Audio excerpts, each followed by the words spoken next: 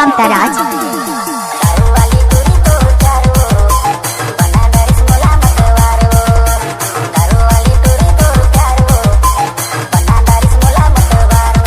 DJ Kamtaraj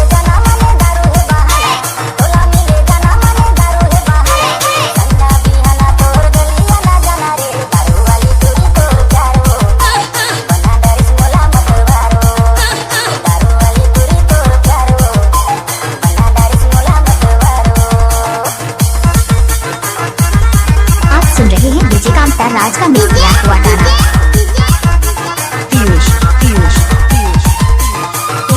DJ Kamtaraj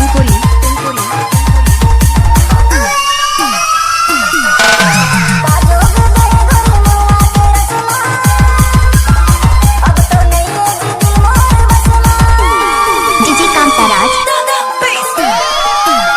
DJ Kamtaraj Marco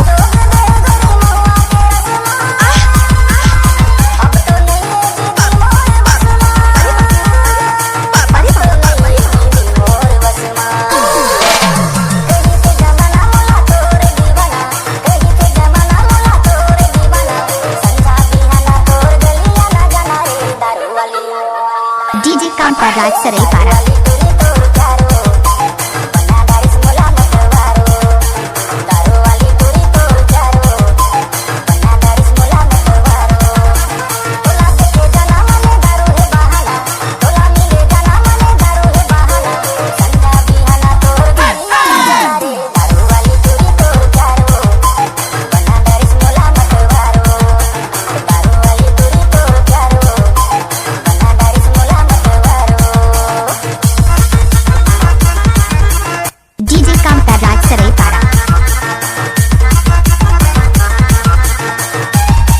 सभी गानों को रिलीज करते हैं डीजे कामताराज सरईपारा से।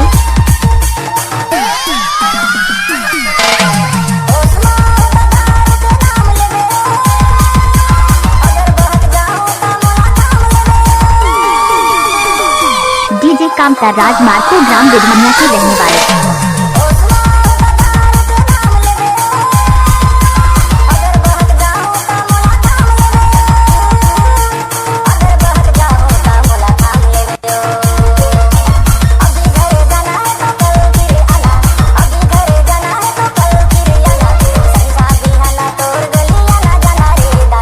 Mix by DJ Kamtaraj Marco.